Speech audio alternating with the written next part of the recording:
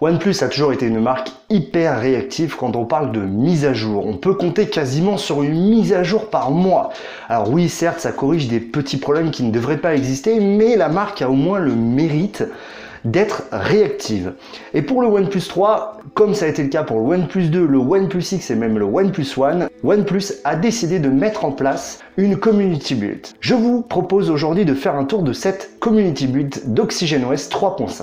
Alors déjà, qu'est-ce qu'une community build? Eh bien tout simplement, c'est une version de test, une version bêta. OnePlus la propose donc à n'importe quel client sachant l'installer et cela permet à la marque d'avoir un vrai retour d'utilisateur. Je l'ai donc depuis une semaine et je peux vous faire mon retour sur cette community build. Alors commençons tout de suite par le launcher de ce community build. Alors pas de grands changements, on note déjà que le shelf a été un petit peu amélioré dans le sens où on a une esthétique du shelf un petit peu plus intéressante. Ensuite, la deuxième nouveauté vient des notifications qui, comme on peut le voir, ont été légèrement améliorées, très proche finalement d'Android Nougat.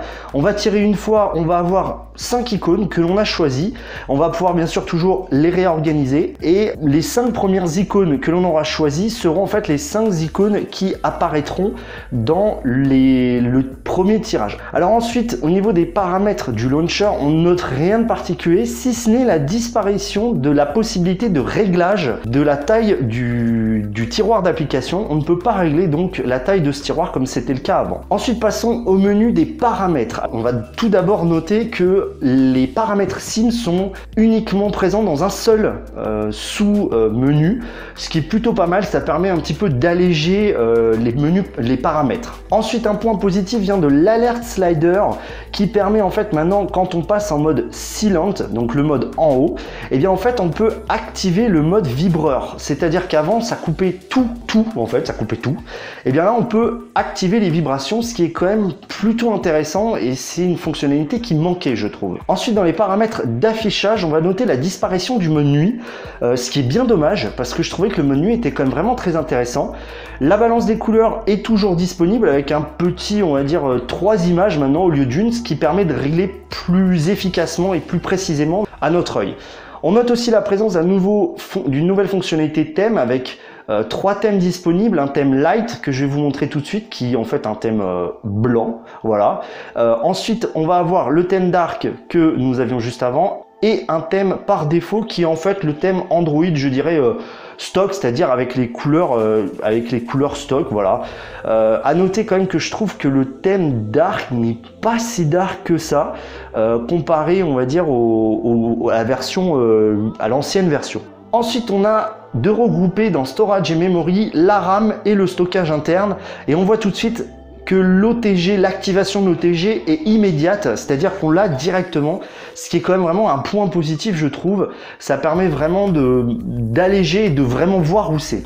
Ensuite, OnePlus a regroupé plusieurs fonctionnalités sous Advanced. On va retrouver notamment l'accessibilité, l'impression, une nouvelle fonctionnalité, je crois qu'elle n'y était pas sur les versions d'avant. On peut maintenant régler le téléphone pour qu'il s'éteigne quand on veut, ainsi que Join User Plan. Alors ça, je ne sais pas ce que c'est.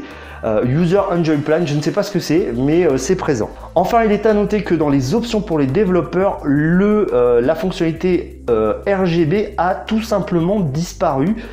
Ce qui est bien dommage je trouve, c'était une fonctionnalité, bon je pense que c'est juste du fait de la bêta, mais c'est quand même dommage. Alors ensuite on vient à un point un petit peu particulier, c'est la présence d'applications que OnePlus a rajoutées en plus des applications de base. Il y a notamment 2 calculatrices, comme on peut le voir ici et ici. On va aussi avoir une nouvelle horloge, alors pas fondamentalement différente, on voit c'est juste esthétique. Ensuite on va avoir une app téléphone légèrement remaniée, une app musique elle aussi qui a été légèrement retouchée. Alors c'est vraiment très léger, quelques petits, voilà, c'est vraiment de l'esthétisme. Par contre il y a maintenant 2 apps SMS, une appli SMS OnePlus et une appli SMS, donc l'appli SMS Messenger. Donc je vois pas l'intérêt, je pense que c'est vraiment pour le test.